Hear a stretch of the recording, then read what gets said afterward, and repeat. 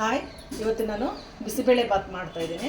ಬಿಸಿಬೇಳೆ ಬಾತ್ ಮಾಡಲಿಕ್ಕೆ ಏನೇನು ಪದಾರ್ಥ ಬೇಕು ಅಂತ ನೋಡೋಣ.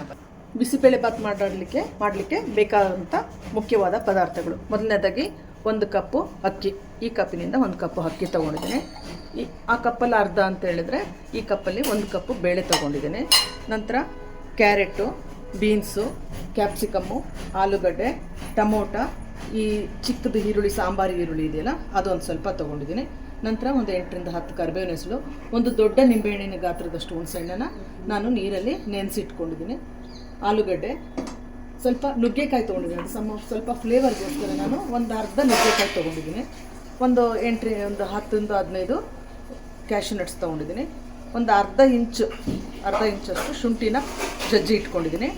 ಇದು ಮನೆಯಲ್ಲೇ ಮಾಡಿರ್ತಕ್ಕಂಥ ಬಿಸಿಬೇಳೆ ಬಾತ್ ಪೌಡ್ರು.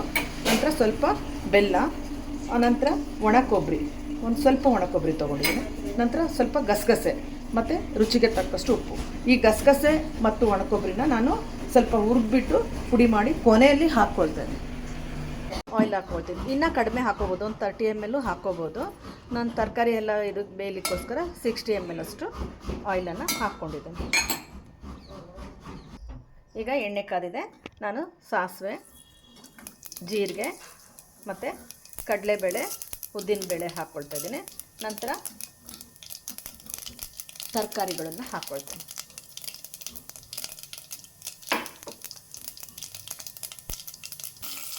ಸಾಂಬಾರು ಈರುಳ್ಳಿ,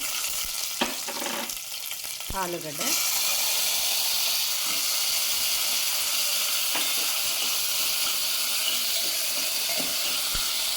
ಕ್ಯಾರೆಟು,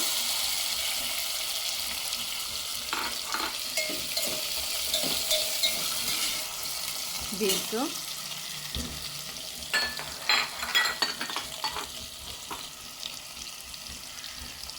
ಕ್ಯಾಪ್ಸಿಕಮ್,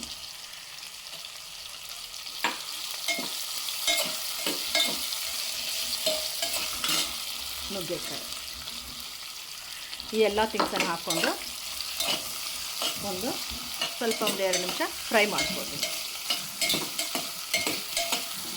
ನಾನು ಹಸಿ ಶುಂಠಿಯನ್ನು ಹಾಕ್ಕೊಳ್ತಾ ಇದ್ದೀನಿ.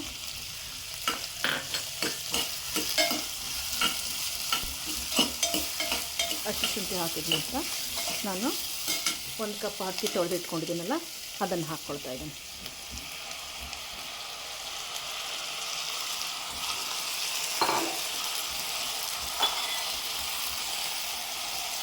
ನಂತರ ಅರ್ಧ ಕಪ್ಪಷ್ಟು ಬೇಳೆಯನ್ನು ಹಾಕ್ಕೊಳ್ತಾ ಇದ್ದೀನಿ.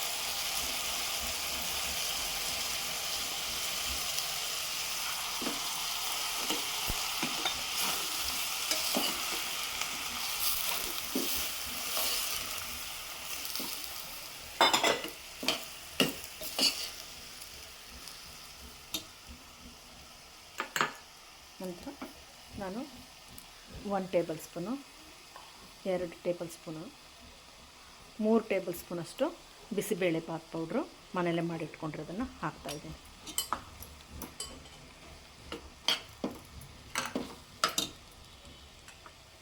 ನಂತರ 1 ಟೇಬಲ್ ಸ್ಪೂನಷ್ಟು ಉಪ್ಪನ್ನು ಹಾಕ್ಕೊಳ್ತಾ ಇದ್ದೀನಿ.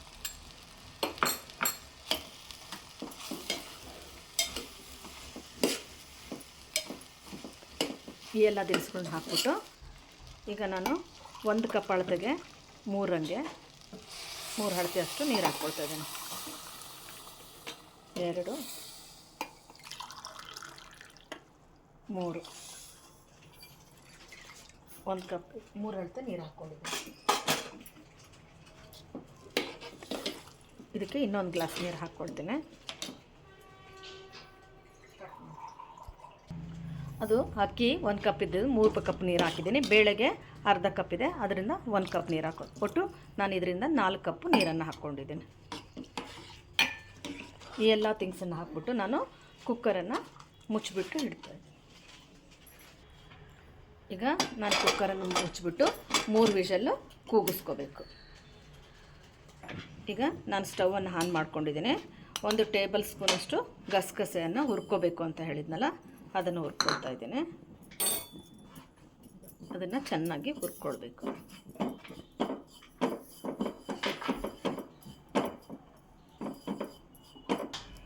ಕಸಿ ಸ್ವಲ್ಪ ಆಗಿದೆ. ಈಗ ನಾನು ಸ್ವಲ್ಪ ಕೊಬ್ಬರಿನೂ ಅದನ್ನು ಬಿಸಿ ಮಾಡ್ಕೊಳಕ್ಕೆ ಹೋಗುತ್ತೆ. ಒಂದು 50 ಗ್ರಾಮ್ ಅಷ್ಟು ತೊಗೊಂಡಿದ್ದೀನಿ ಕೊಬ್ಬರಿನ. ಈ ಎಲ್ಲ ಥಿಂಗ್ಸನ್ನು ಚೆನ್ನಾಗಿ ಫ್ರೈ ಮಾಡಿಕೊಂಡು ಪೌಡ್ರ್ ಮಾಡ್ಕೊಳ್ಬೇಕು.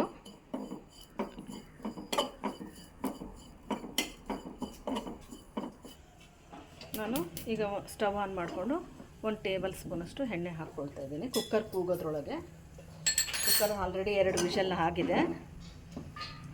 ಈಗ ಸ್ವಲ್ಪ ಅದು ಎಣ್ಣೆ ಕಾಯಬೇಕು.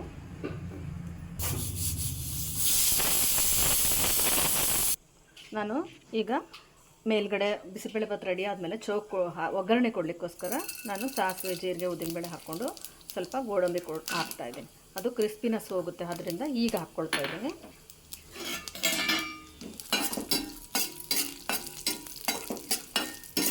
ನಂತರ ಒಂದು ಸ್ವಲ್ಪ ಕರಿಬೇವಿನ ಹೆಸರನ್ನು ಹಾಕ್ಕೊಳ್ತಾ ಇದ್ದೀನಿ. ನಂತರ ನಾನು ಒಣಮೆಣಸಿಕಾಯಿನ ಒಂದು ಸ್ವಲ್ಪ ಚೂರು ಮಾಡಿ ಇಟ್ಕೊಂಡಿದ್ದೀನಿ, ಅದನ್ನು ಹಾಕ್ಕೊಳ್ತಾ ಇದ್ದೀನಿ.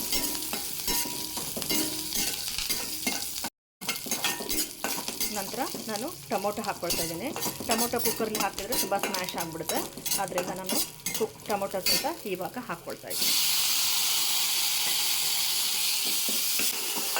ಈಗ ಇದು ಒಗ್ಗರಣೆ ರೆಡಿ ಆಗಿದೆ.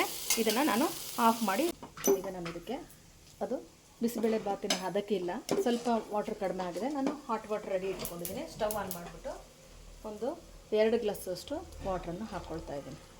2 ಗ್ಲಾಸಷ್ಟು ಕೊಬ್ಬರಿಯನ್ನು ಪೌಡ್ರ್ ಮಾಡಿ ಇಟ್ಕೊಂಡ್ನಲ್ಲ ಅದನ್ನು ಹಾಕ್ಕೊಳ್ತಾ ಇದ್ದೀನಿ.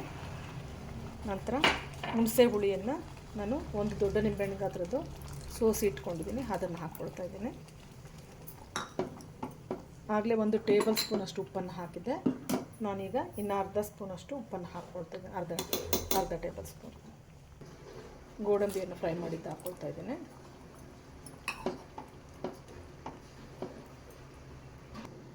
ಟೊಮೊಟೊವನ್ನು ಹಾಕ್ಕೊಳ್ತಾ ಇದ್ದೀನಿ, ನಂತರ ಫ್ರೈ ಮಾಡಿದ್ದು. ಅರ್ಧ ಚಿಕ್ಕ ನಿಂಬೆಹಣ್ಣಷ್ಟು ಸ್ವಲ್ಪ ಬೆಲ್ಲವನ್ನು ಹಾಕ್ಕೊಳ್ತಾ ಇದ್ದೀನಿ.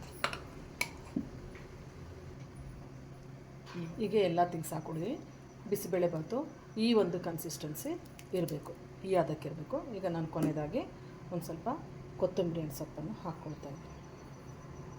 ಈಗ ನಾನು ಕೊನೆಯದಾಗಿ ಸ್ಟವ್ ಆಫ್ ಮಾಡಿ 2 ಟೀ ಸ್ಪೂನಷ್ಟು ತುಪ್ಪವನ್ನು ಹಾಕ್ಕೊಳ್ತಾ ಇದ್ದೀನಿ. ಈಗ ಬಿಸಿಬೇಳೆಭಾತು ರೆಡಿಯಾಗಿದೆ. ನೀವು ಮನೇಲಿ ಇದೇ ಥರ ಮಾಡಿ ನೋಡಿ, ಟೇಸ್ಟ್ ಮಾಡಿ ನೋಡಿ, ಲೈಕ್ ಮಾಡಿ, ಶೇರ್ ಮಾಡಿ. Bye bye. Thank you.